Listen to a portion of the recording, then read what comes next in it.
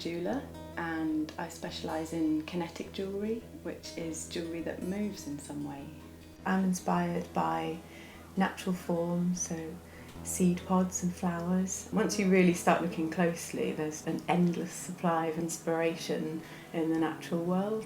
Cornwall is just such a lovely place to live, and the coastal path is definitely somewhere I go to feel inspired.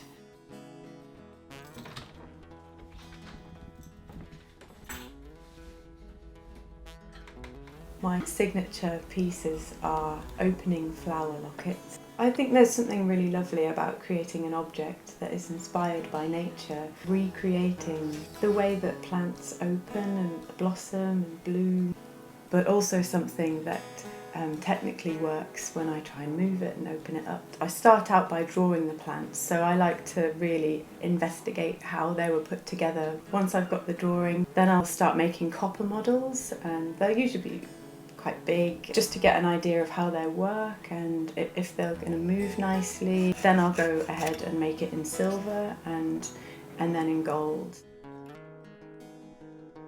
I use very traditional techniques when I'm making the jewellery. Sawing, soldering, drilling, tweezers are probably my favourite tool. I think that the most exciting part is when I've done all the development and I've reduced it down in scale so it's nice and tiny. That's quite a magical part there, where it becomes real jewellery and not just this thing I've been playing with on my bench. I call them lockets because with lockets, it's what's hiding inside. That's what makes them special. The purpose of jewellery is not necessarily just to look beautiful, it has a meaning. So we sort of mark memories with these treasures, and I think because jewellery is worn on the skin, it kind of holds quite a unique personal sentimentality to it.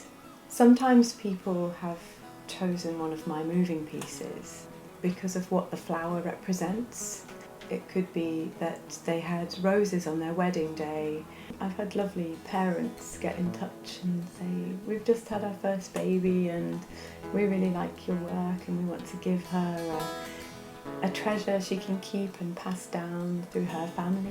And it's really lovely to make something, to spend time creating something special, and to know that not only is the person who wears it now is enjoying it and enjoying showing it to people, that one day they might pass it down and then their children and their grandchildren might enjoy it too. And what's important to me in the jewellery that I make is that it's beautiful when it's being worn, but there's more to it. There's a secret and there's a kind of theatre to it when you show someone that it opens.